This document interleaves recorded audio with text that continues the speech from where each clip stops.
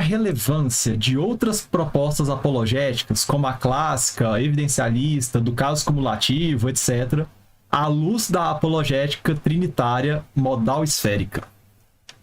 Acho que essa é uma das mais difíceis que chegou aqui. Mas, assim, na minha opinião, todas elas têm sua validade se você souber em que momento usar e como ela se encaixa com o restante da sua teoria apologética, né?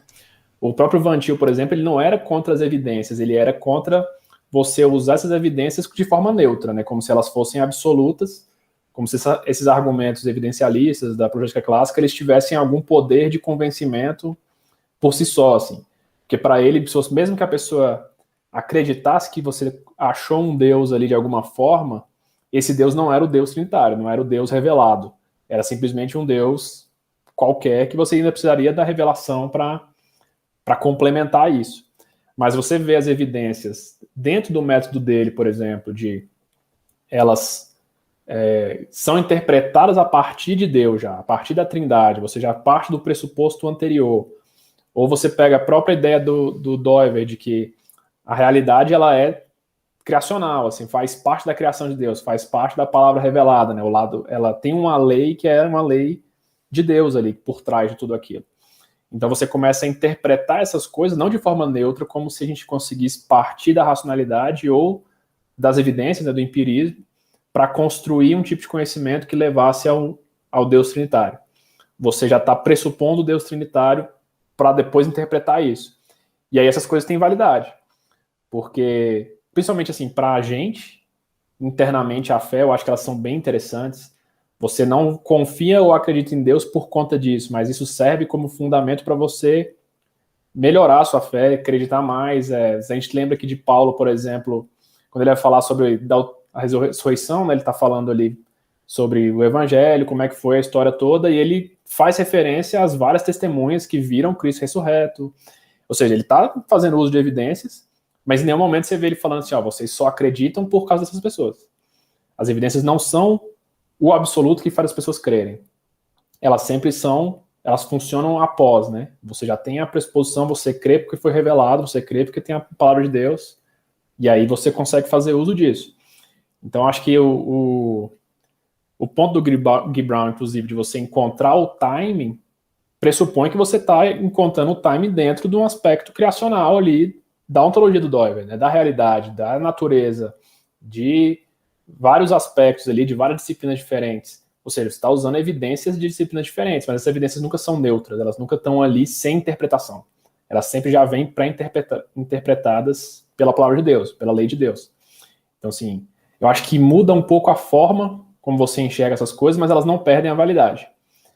E se você colocar que ela perde a validade, eu acho que você acaba caindo na crítica que o próprio Van Til sofre, né? De que você não tem ponto de contato nenhum, então, entre o crente e o descrente, porque você desconsidera essa parte da revelação que não é a Imago Dei, né? Que é o que ele considera ponto de contato, mas você acha que não tem nenhum ponto de contato externo. Então, sim, elas têm, na minha visão, elas têm validade. O Pedro corrige aí agora e... Brincando, quando tava no mudo aqui, o Kaique Lana pergunta, eu falei para ninguém ouvir, falei, qual é a validade? Eu falei, nenhuma, mas é brincadeira, claro. É exatamente isso, a resposta do Felipe tá brilhante.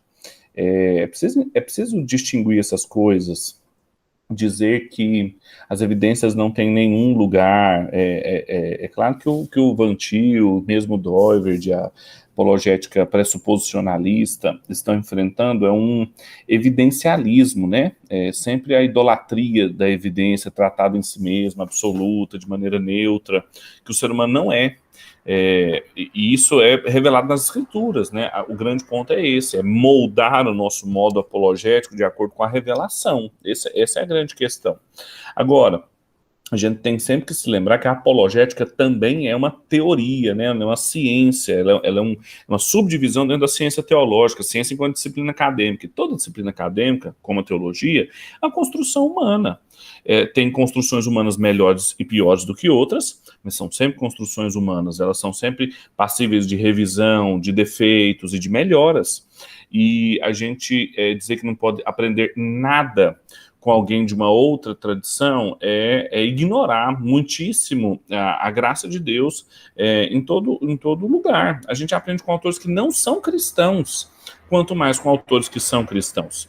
A gente, num outro fórum do Invisible College, no Essencial também tratamos do mês de apologética, o convidado falou a respeito de um professor do Regent College, que é um evidencialista, mas contemporâneo, e falando sobre pontos importantes que devem ser levados em consideração sobre as evidências. E se você pensar, por exemplo, em metodologias mais contemporâneas, como a do Richard Swinburne, onde ele trabalha as evidências de uma outra forma, evidências cumulativas, com probabilidade, cálculo probabilístico, dentro da apologética, em que você tem probabilidades altíssimas de que uma determinada visão a respeito da realidade seja mais plausível do que outra. Então, combina-se matemática, cálculo de probabilidade com apologética.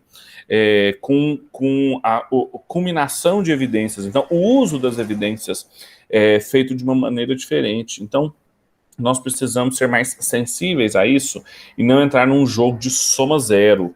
É bem mais nuançado. E o que a gente tem que entender são as coisas que são inegociáveis do ponto de vista revelacional. Revelação é sempre o ponto de partida para a gente julgar qualquer obra humana, qualquer teoria humana, seja ela apologética ou não, seja ela outra disciplina teológica. Então, é a partir daí que a gente julga. Não é o pressuposicionalismo que é o critério para julgar. Não é a filosofia reformacional, a filosofia reformada. Esse não é o critério. O critério é a revelação bíblica. E a partir dele, dos seus pontos, aquilo que a gente pode inferir, como, por exemplo, a neutralidade da racionalidade humana. Isso é absurdo. E aí uma apologética que baseia-se nisso, seja ela qual for, um apologeta de qual linha ele vier, está errado. Está errado não porque ele não é da minha linha, mas é porque as escrituras não nos dão base para isso. Esse é o grande ponto, e é com isso que a gente tem que lidar. E aí a gente devolve isso para a pessoa, e aí fala isso que o Felipe falou, lide com isso, você vai precisar me responder isso aqui, como que você vai lidar com isso. Aí foi o que o Van Til fez com a apologética clássica, que era feita dentro da Igreja Reformada, pelo Rod, pelo Warfield e o pessoal lá em Princeton. Tem uma outra questão do Van Til que eu acho interessante mencionar, é que parte dessa reação dele, você entende melhor se você entender o contexto, né? Porque às vezes a gente olhando agora para trás, a gente acha, tipo assim, absurdo.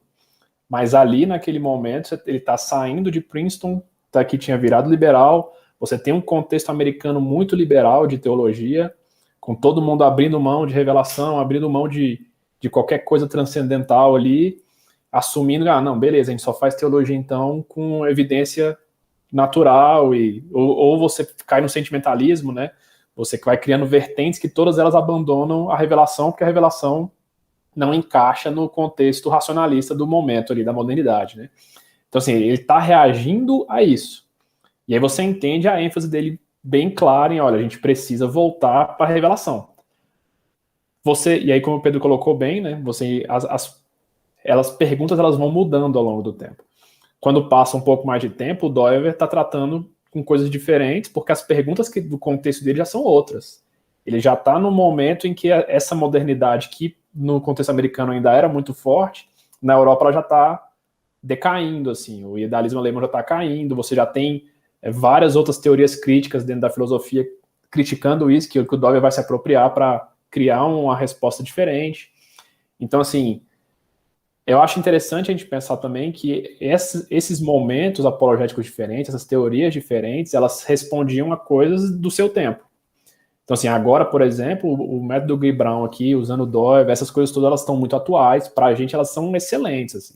A gente não sabe como é que vai estar daqui 50 anos, 100 anos, porque as perguntas mudam. E pode ser que daqui 50 anos as pessoas estão falando assim, o Dover errou isso aqui, então vamos corrigir. É a ideia do sempre reformando mesmo, né? A gente não é só a igreja que se reforma, não. O pensamento do cristão também tem que ficar se reformando de tempos em tempos. Por isso que o Dover dizia que a teologia ela é uma ciência perigosa, porque ela tem a tendência de se tornar, na nossa consciência, uma mediação entre nós e Deus. eu entre nós e as pessoas. Eu passo a me relacionar com Deus a partir da minha teologia, minha construção teológica, eu passo a me relacionar com as pessoas, ou deixar de me relacionar com elas com a minha construção teológica. Mas isso é muito perigoso. Por quê? Porque toda teologia é uma construção humana, situada no tempo, com seus problemas, com seus jogos de linguagem. Quanto mais próxima das Escrituras, mais presa e mais fidedigna ela será, mas sempre será construção humana, então a gente tem que tomar cuidado. O professor que eu mencionei aqui do Regent é o John Dickinson, escreveu muitíssimo, a gente não tem nenhuma obra dele em português, é um cara novo, escreveu muito, é um apologeta evidencialista, mas que tem mostrado aí algumas contribuições das evidências para a apologética contemporânea.